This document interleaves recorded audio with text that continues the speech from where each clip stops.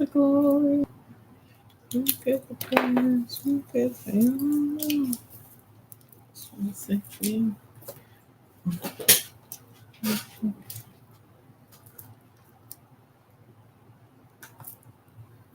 And we're live this morning. Good morning. Hey, everybody. Welcome to the Harriet Kamek Show. You are joining us live on YouTube, Facebook, Twitter, and Periscope. I just want to say thank you to everybody. Thanks so much for joining. I appreciate you taking time out of your busy schedule on this lovely July day. It's so beautiful. The weather has been fantastic. I am just so thrilled to be part of summer 2019 and to think that I actually get to experience summer. Here in the Midwest, summer is not something we get to experience. And as I watch scorched earth happening in England and in Europe, I am like, we just went through that last week here in the Midwest. So I am so grateful that we get a chance to experience summer. I am so happy, as you can see, just like I told you I would. I'm wearing tank tops. I get to wear tank tops, y'all, and flip flops. Do you know what it feels like to wear flip flops? Like, I can't get over it. Like, I keep looking down at my feet and I'm wearing flip flops. I can't get over it. I can't get over it. I want to dress up. A few days ago, I had to get dressed. And it's not that I don't get dressed, but when I say get dressed, I mean I had to dress up more than my usual summer wear of casual clothes. And I had to put heels on. I keep a pair of heels in my car just in case, just in case. And when I leave my house in the mornings, I tend to put something on that if anything happens, I have something I can slip over my shoulders and heels and you can dress it up, right? Well, a few days ago, I had to put heels on. And I had a pair of flip flops in my purse just in case of that as soon as the event was over, I could slip my flip flops on and just walk on out. I kid you not. It feels so good. I wish summer would continue for the next 3 months. Just nice summer weather. I don't know whether we're going to have another scorched earth day here in the United States. I don't know. I don't know if it's going to happen again in Europe. Probably will because it looks like it's trending that way. But I am so grateful and I thank you. Yesterday we had quite the time when we talked about for better or for worse sex in marriage. I don't know where you folks were on Twitter and Periscope. I didn't see any of you joining the broadcast yesterday, but you missed out on a good time. So if you want to hear that show, go on over to my YouTube page and you'll be able to find it and so on. And just for those of you wondering how you can get more of my shows, go to YouTube. In a few, I'll be on Spotify and SoundCloud. So we'll post those links as they become available, right? So keep posted as we continue our podcast. But right now we're focused on the series For Better or For Worse. We're talking about commitment, right? And sex within committed settings. So sex within commitment settings, right? So people, nowadays everything is so casual and so on. I wanted to explore sex within commitment, what it feels like, whether the commitment is a marriage or it's some sort of a long-term relationship, whatever marriage looks like to people nowadays. I mean, marriage can be between two men, marriage between two women, marriage between a man and a woman. Obviously, is the ideal, is what we're all hoping for. But there are people who love one another regardless of whatever sex they are. And people feel this is how they feel. This is how they feel. That's on them. You can't change people. It's been my experience that you can't change people. People want what they want. And I've come to the belief, and I've always believed, that God allows certain things because of free will. So it's what people do is what they do. It is what it is. You may not like it. It might not fit with your own personal ideology, but it is what it is, right? So we're talking about sex lies and videotapes and what happens when your personal photos become public. Right? In today's digital age. So we'll talk about that. It was interesting to watch the news I think it was this morning or yesterday, and I was watching how people in Europe are playing out this thing yesterday. Did you all watch that? I mean, the Netherlands, 105 degrees, the hottest day ever. ever in the history of the Netherlands. 105 degrees. In one part of France, they say it felt like Cairo. So people are running from Africa and running from Egypt and running from Africa and ran right smack back into the same temperature. And here's what got me. We here in the US use air conditioning. What got me is that I've never been to Europe in the summer, so I don't know what it feels like over there. But what got me was they say that in Europe, people don't have AC. Dude, that got to me. Yep. Right. Yep. Thank you so much, Michael Wilson. Thank you so much. I keep flip-flops. You keep flip-flops in your trunk. I keep flip-flops. I keep heels and so on, right? So what got to me was this. I have never been to Europe in the summer, so I don't know what it feels like. When I went in the fall, right? And in spring. So I don't know what it feels like in summer. So when they said that a lot of the buildings in Europe didn't have air conditioning, I grabbed my couch. Like, are you kidding me? I was like, are you kidding me? Right? Because even though we live here in the Midwest, we had a similar dilemma because here in the Midwest, because the temperature is always so cold, guess what? We don't always, most homes, I should say, not buildings, because commercial buildings where people work has air conditioning. The malls, the stores, the restaurants have air conditioning. But homes tend not to have because it doesn't get that hot. So in the last several years, a lot of folks have modified their homes. And of course, the newer homes are built with central air. So in most homes, there is central air. I have central air in my home, right? So at night, during the day when it gets warm in the summer, you thank God. Can you just thank God for air conditioning? You have air conditioning in the cars, air conditioning in the buildings. So you just go from the building to the car. So I was completely blown away when they say in Europe, most buildings don't have air conditioning. I kind of wanted to run back. I was like, thank God for the good old USA. I will always have. Anywhere you go in the USA. No, I'm not kidding you. I am just saying. And I don't get me wrong. For my friends in Turkey and so on, I get it. That you've never experienced scorched earth. But here in the US, I think when the temperature rises above 65, for us, that's summer, especially in the northern part of the country, right? Because we're used to sub-zero temperatures, right? And if my thing is this, if it is this hot during summer, guess what? You know it. Winter is going to be cold, right? So you better get prepared for that. Winter is going to be cold. So make sure, your house is winterproof and all kinds of stuff and, your pipes and everything else. Lord, have mercy, Jesus. Wow. Indeed, right? So today I want to talk about sex lies and videotape. So if you missed the show yesterday, go on over to my YouTube channel. You can always find more on what we talk about at youtube.com/Harriet Kamak. And you will find more of my shows. There are more than 100 shows for you to choose from. They're titled. You can download them to your device. Everybody has a device, right? Whether it's an Android or an iPhone, just download the YouTube app. And once you do, go into it and search for me, subscribe to my channel, and then you'll be able to hear and you'll get updates whenever I'm going to broadcast. So wherever you are, if you're on the go, whether you're at home or you're on the road or so on, you can always listen. That's the beauty of it. And if you have a car today that was built anytime after 2010, then you know that you can connect your car. Your car is synchronized to your phone.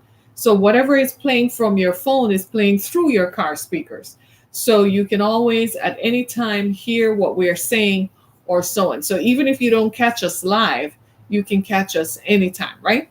I invite you also to go to my website, harrietkamak.com. That's the website through which I provide you with information on my next speaking engagement or on my next books that will become available. You can find my books anywhere on Amazon.com, right? BarnesandNoble.com. You can search for me by name, Harriet Kamak, and you will see my books. Make sure you support us We appreciate the support because it helps us not only to keep us on the air. We got to pay the internet bill, we got to pay the lights and all that kind of stuff, right? We got to buy gas to drive around, right? And we got to look pretty. So we got to get our hair and makeup done. You with me on that, right? And not only do we do that, but you go to the exodusfoundation.com. That's where we provide services to survivors of human sex trafficking. Human sex trafficking is a big deal. As you can see, everybody's talking about it today. They're calling it human smuggling, bringing people into the country illegally to work, right? People are being exploited and being used for labor, right? For force, coercion, or fraud. It is human smuggling. It is human trafficking, right? So that's what we do. We help to provide relief to those people who find themselves in those situations, and we help them regardless of where you come from, regardless of what you do, regardless. The fact that you are in a situation where you're helpless and you need help, and other human beings who promised to help but who took advantage of that, we will help you with that, right? All right, so we want to talk about our series For Better or For Worse today. And specifically, I'm focused on sex lies and videotape. And it's interesting to me because for better or for worse implies a committed relationship.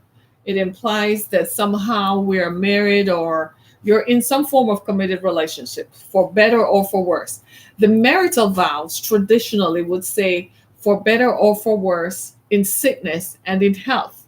What happens is that nowadays people write their own vows. So it's kind of like, oh, well, the traditional part doesn't work for me. Well, I hate to break this to you, but the reason they wrote that was to make you realize that you are committing to staying with someone regardless of what lies ahead. I think many of us develop footsie, what I call footloose mechanisms. You know, you get footloose when stuff starts going south, then you want to exit the marriage or exit the commitment as quick as possible.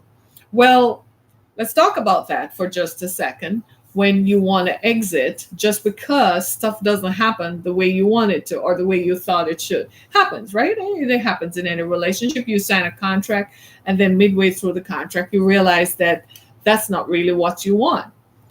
The thing with a commitment, though, in a relationship is that there are people involved and there are feelings involved. And I have found that the same level of passion that brought you together in the first place tends to be your own separating mechanism when the time comes, and it can be equally just as passionate just for the wrong thing, right? So so what happens when your private photos become public? Your photos, so you're in a marriage, you feel safe, right? Part of the sexual experience for both of you, as defined by you, where you took photos of each other having sex, or photos of each other naked, or photos of each other performing a sex act on someone else, or you were doing a role play one night and gee, by gone, your girlfriend was over or your guy friend was over, and they somehow, everybody was drunk and they somehow got involved in the role playing and there are photos to prove it. And everyone just kind of kept mum about it because you didn't think about it separating, or there was just too much to lose. But then what happens when there is a lot on the line to lose?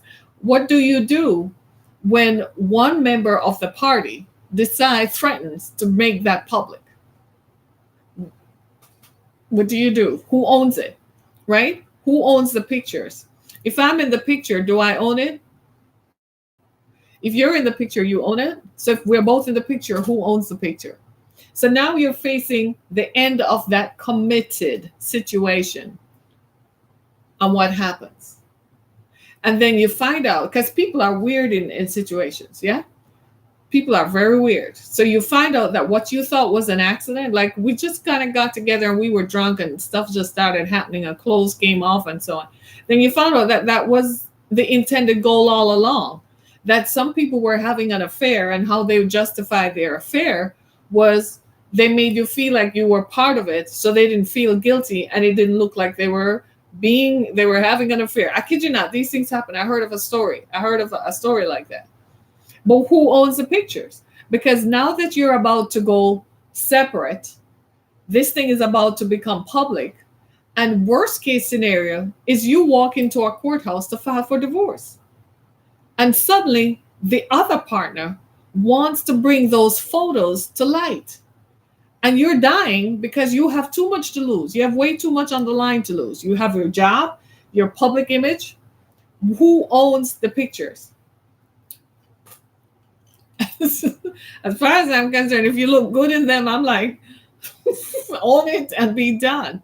But who owns the pictures? Because oftentimes in marriages, these things happen. And so what is this? Is this a setup, or do you have to make a disclaimer? You best believe you have to make a disclaimer. Any photos that are taken, I own them. Of me, if I'm in the picture, I own it. And I determine what happens to it. Yeah, you better say that, because people can be very funny and nefarious. Let me tell you some of the things that I'm seeing now. And you know this because you're the ones experiencing this. People get married and people get happy when they're married, right? Everybody gets so happy, they hurry and go and get married. You sometimes I think we get married for the wrong reasons. Most of the times, we don't marry people whom we really like, and imagine that we can spend the rest of our lives with them. No, invariably we marry people who we get happy about. Our hormones get happy. We get happy when we're having sex, and we're like, let's get married. So you go and invest in getting married without really knowing a lot about this person, without really thinking that this is someone I can maintain a long-term commitment with. And in the excitement of it, you do things that reflect negatively. Because when the marriage is over, oh my goodness, that's when people tend to go crazy. That's when people tend to have all kinds of stuff going on. I kid you not. I kid you not. So what do you do when that happens? You're going to have to talk it out. So you find out that your spouse, or your former spouse, or your former long-term partner, or your former life partner has done what? Has placed those photos publicly. Dear God in heaven, what would you do? So you want to ask me, so the question you probably are asking me, should I before say no photos? Probably. It's like when you're dating, right? And in the excitement, today's world, they say, send me a pic. Send me a pic. Corny, but what they want is a picture. So send a picture of your face. And they're like, no, not that one. And you're like, no, which one do you want? And he's like, send me a picture of what you look like without your clothes on. So you send a picture. So the question you have to ask yourself is, when I send you a picture, who else has access to your phone? Because our devices are what? Connected. A lot of people connect their devices to their work laptops and their other devices. So who else has access to your device? So if I'm sending a picture of myself, are you the only eyes that see it? So should I caption that picture for your eyes only? Then if you caption it, I don't know the legal ramifications of that. I'm not a lawyer, so I don't know if you caption it for your eyes only. Does that mean anything? But if you send it to someone, understand that you're taking a risk that that picture can be duplicated on multiple devices and it's not gone. Hello, people. Our pictures are never deleted. Let me just remind all of us, they're not. Even when you put them in the cloud, and you can go in the cloud and delete these pictures, they're not permanently deleted. They might be deleted from your cloud account and from any device that's attached to your cloud account, but they're not really deleted. All our pictures are somewhere. When they want to find them, they can find them. I don't know. I'm not an investigative journalist, but they find them. So if someone asks you for a picture in the future, a better way to say it is, why don't I come over? And you can see that you can not only see the picture, but you can touch it. You can feel it. It depends on how much you have to lose. What do you have to lose? How much do you have to lose? Are you a public figure? Are you a teacher? If this picture were to get around, is it likely to compromise? Because think about it. We're so fast and loose with taking pictures, we're not even realizing what's happening. A few months ago, A woman who is a teacher in a school district, I can't remember which state, ended up being arrested because she had taken pictures of herself with having sex with young boys. If the picture did not exist, it would be my word, her word against their word. And he was 18, he was almost 18 anyway. He was 17, so he was over the age of consent. But the picture existed. It's because we're not thinking that even if you delete the picture, oh my God, I deleted from my device. Oh my God, I deleted from my iCloud account. It's actually not deleted. And when you send pictures to people, it ends up on their other devices, especially if their devices are synchronized. So it's like some married guy, right? He's texting you and intending to have an affair with you. And he forgot that his wife is smarter. So his wife has an iPad that he probably just doesn't think about. And it's connected to his iCloud account. So every text message that he sends, his wife is reading it. I kid you not. Did I just give that away? Right? Ladies, go get yourselves an iPad attached to your husband's iCloud account. So every text message that he sends, she's reading it if he sends it from his phone. And he doesn't know that. So he's busy texting all his side pieces and side chicks everywhere. And she's reading it all. She has all the number. They send pictures, she has it. All she has to do is to text that girl and say, I will embarrass you with this picture if you don't get off. I kid you not. These things are happening. People are not thinking this through. So now what some men do is they have what they call a burner phone. You know, the one they keep in their desk that their wives don't know about. And women do that too. They have a burner phone. They don't even keep it in their car just in case their spouse goes through it and finds it. They keep it at work. And that's where they conduct their affairs from. I kid you not. Sex, lies, and videotape. So you're getting divorced and you're getting married. Let's say at the beginning of the marriage, right? At the beginning of the marriage. So you ask certain questions. Is there anything I should know? Like, we're okay, right? Oh yeah, no, fine, nothing. We're good, we're good. And you're looking at them like, that's a lie from the pit of hell. I know you have some photos somewhere that somebody has of you that you are nervous if I find out about. And you're both looking at each other like, you're not even being truthful to me. And she's thinking, Negro, you are lying. You are such a liar. Look at this man lying to my face. You're not even telling me the truth. It's true. Isn't it true? You're all looking at me like I'm crazy. It is true. We make up stories. We don't tell the facts. Right? We don't say that, maybe I took a compromising picture some time ago and it's still out there somewhere and somebody has it, right? And sometimes people are so cruel. They may have had an in for you because you didn't do what they wanted you to do. So now they're going to use it to get you.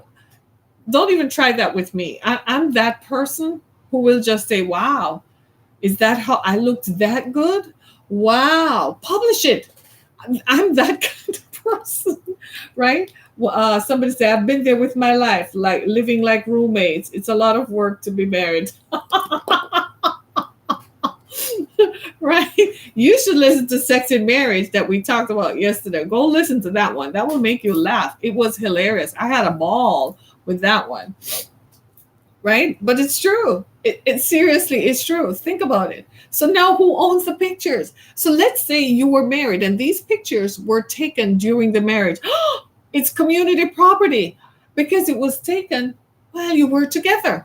So who owns it? Have you guys ever thought about that? So when you're ready to get divorced and you start plotting out what you own and everything is community property, and the grieved party is sitting back saying, oh, I got your number, right? I have you over a barrel. I have you under a Mack truck. It's going to press you out. And you're like, what? I have the pictures. What pictures? Those pictures. Let's talk about that for just a second, right?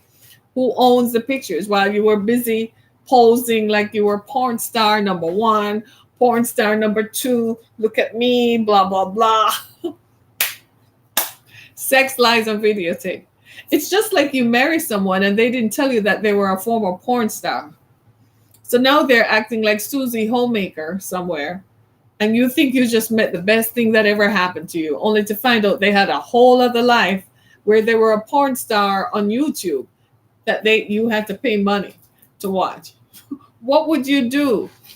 By this time, you're a venerable man of the year in the community, and on your arm is Miss Porn Star. What do? You play it off like the president and his wife. You just become President so and so. You just put a face on it, right? You just deal with it. It's all part and parcel of the past. Do we all have issues? You bet we do. But like I said, for me, I'm going to play it off as if, well, I looked good, didn't I? I'm going to say, wow, I look that good. Darn, you have any more? Post them. I want to see how I look. And then, I'm cringing and saying, like, but you wouldn't know, right? So what I'm saying is be careful. You're going out on a date, for instance, and you're going to someone's house, or you're meeting at a hotel room and he makes the hotel room. Dude, the first thing you need to do is to find out if there are any cameras there. Personally, I'm not going to anybody's house because I don't know what kind of people are in there. They might have cameras. They might have other people watching. Heck to the no. No. I got to find out who else lives in your house. What other kind of devices are there? Do you have a monitoring? You arrive at the front? No, until it's too late and you have a lot more writing on it, right? So do some due diligence. I know it's in the age of the 21st century, and things are very different than they were in the 1970s and the 1980s and the 1990s. Hey, Doc, right? So it's not as simple as it used to be. Life is not as simple as it used to be. So we need to be more aware. So you just meet someone and you go to their house for a nightcap or afterward or booty call time or whatever it is. There are cameras, and cameras didn't get turned off because people forget that. And they're like, I don't care anyway. So who is watching the cameras? The monitoring company. So you can imagine what's happening at AT&T and what's that other one? Comcast and ADT. They're having a ball watching all of us, y'all, because everything is on camera. Haven't you guys noticed? Come on. They want to tell you about surveillance and how you should have surveillance on your home, and it's a deterrent to theft, and it's a deterrent. But who is watching the monitor? Who is monitoring the monitor? They're watching us. They're watching us. And it's not through the cable box. They're watching us through the cameras that we gave them access to. Because we don't read the fine print, do we? No, when we're signing the contract for it, do we read the fine print? No. What does the fine print actually say? Go read it and you'll drop dead. They're watching you have sex on the coffee table, on the floor in the living room. They're watching you. And they're watching you when your husband goes to work and how many people come over and have sex with you. They're watching. There are cameras in your home. So now, it's not just the surveillance where people go to the park and feel good like they are doing something forbidden. It's like you're in your own home. What can happen now? Oh, the cameras are on. So you're going to say, well, who has time to go remember to turn the cameras off so I can go get busy? Says no one ever. Ever. Says nobody ever, right?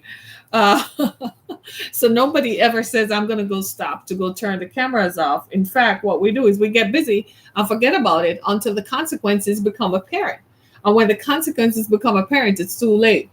So maybe I just gave some guys some information to go look up all the women they've had over who are threatening to do something to them. Well, I have you on tape. I have you on tape on your knees. I kid you not. Sex lies are videotape.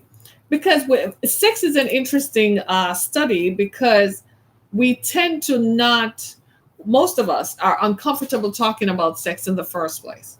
but we're not uncomfortable doing it, especially when we think the cameras are off, right? And the blinds are down. We're not uncomfortable then, because the anonymity of it is what gives us the freedom to act out, right? You pretend that you're someone else, or you pretend that no one is watching, or no one you know. More importantly, no one you know is seeing you. That's usually what does it. No one you know is seeing you. So people tend to feel like, okay, this is a good thing, and this is what I can do. I'm sorry. I'm sorry. And so what people do is they just do what they do. And people do what they do. You would be, ladies and gentlemen, you would be surprised how the holiest of people and the strictest of people, who act like they don't even go to the bathroom to pee, like being pee is not even a human consideration. Those are the people who are having the freakiest sex ever. Years ago, I was connected to a man of the cloth. I was in his church, and he had a really small church. That was one of the creepiest perverts I have ever come across.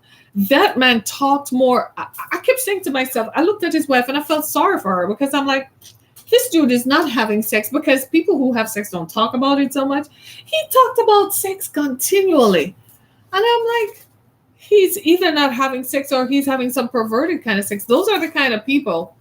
And a friend of mine, I was complaining to him about it, and he said those are the kind of men who go down and have sex with sex workers, and then come back and pretend. This is, they maintain, this is them all day. Always holy. The Lord is holy. And I'm like, shut up. You were just looking at that girl. You are not holy. I kid you not. Those are the people who have the most perverted kinds of sex. I kid you not, right? And so the question then, and those are the people who will take photos. Those are the people who have sex with people and then keep a record of it. And they like going through the photos. So all wives everywhere, you need to pick up your husband's, your spouse's phones and start going through it. They do stuff. They do stuff. So who owns it? So let's say you were married, right?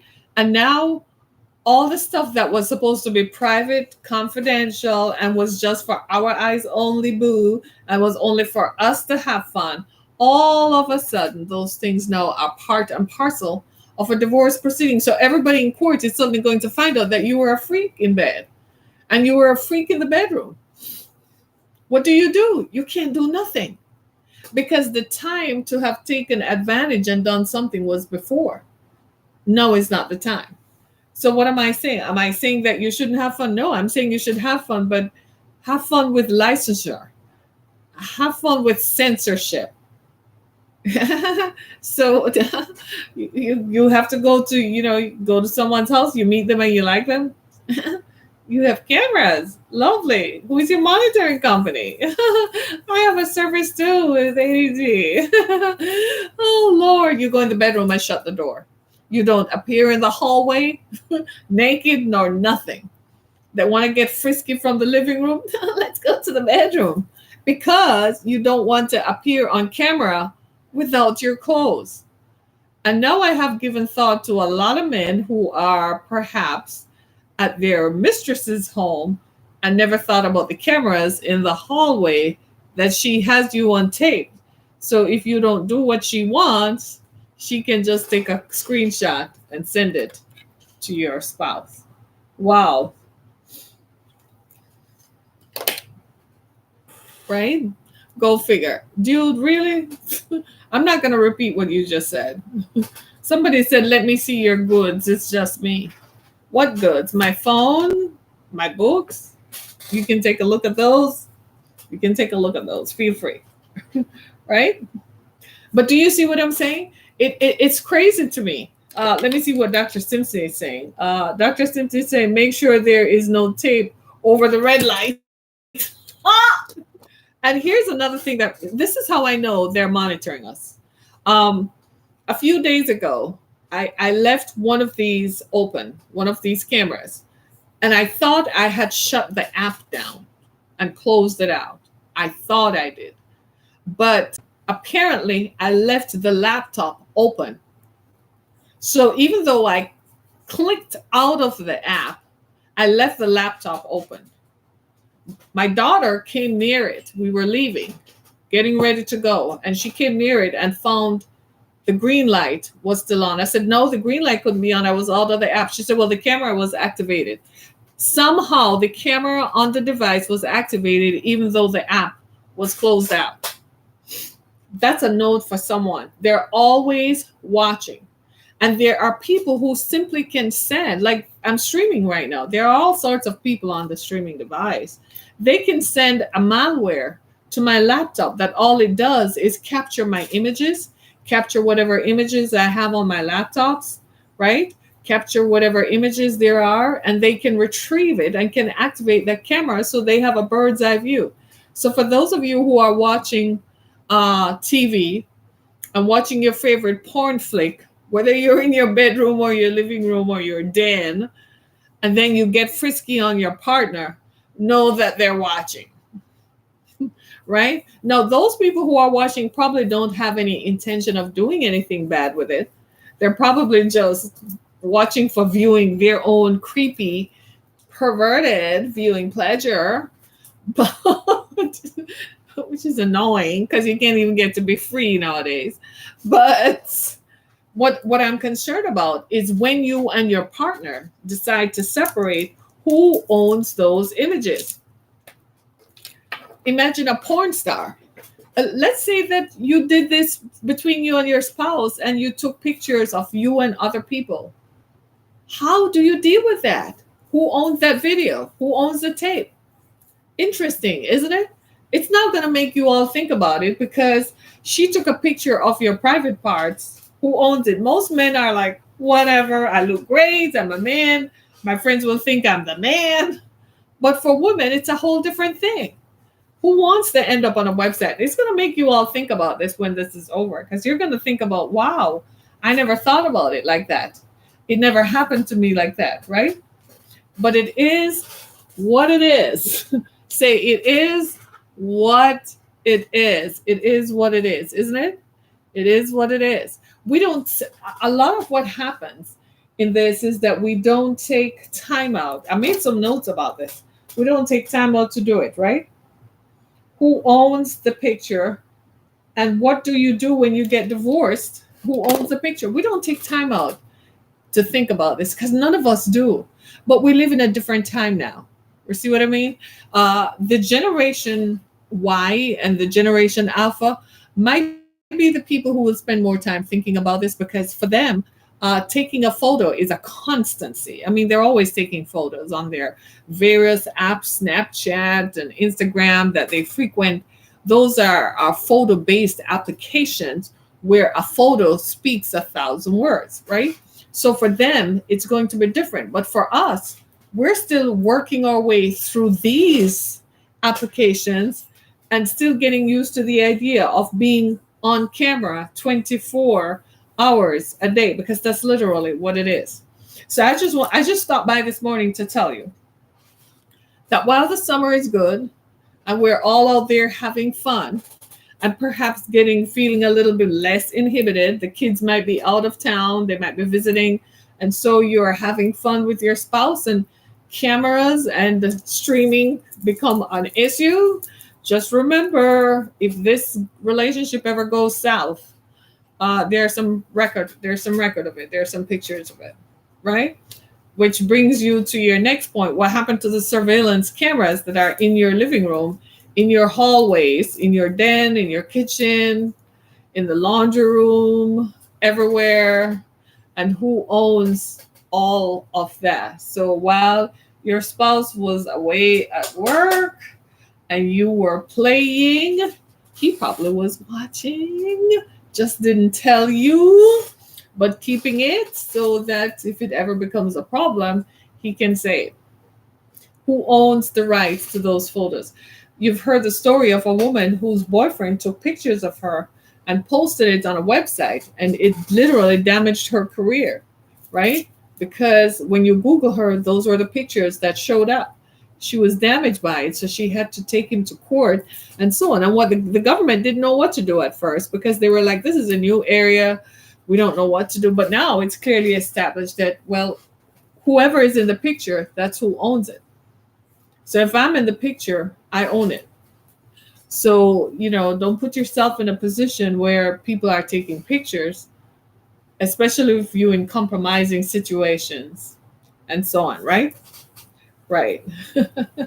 Stuff happens, people. Stuff happens, right? Stuff happens all the time.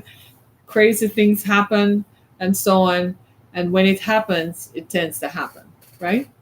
So I just wanted to stop by today. It's Friday. I want you to go out and enjoy the rest of the summer. So I'm not keeping you long. Go out and enjoy the summer because it's short lived. We have a very short time. Pretty soon we'll be hunkered down in like 24 layers of clothing. Because as hot as the summer is, I expect it's going to be an even colder winter when it finally comes, right? So enjoy the summer. We won't talk about winter. We'll talk about wearing our hair down. Let your hair down, and be careful when you're letting your hair down and cameras are around. I'm just saying. Just saying. Right? Right. Enjoy your summer, everybody. Thank you, Dr. Simpson. Enjoy your summer. Enjoy looking good and all that kind of stuff. Be blessed, everybody. Join us on Monday. We continue to talk about the things that matter. Be blessed, everybody. Oh, Lordy, Lordy. Goodbye, everybody. Bye, Facebook. I had fun. It was fun. Oh, Lord. Have mercy on us. Be blessed, everybody. Lovely. Great to be here.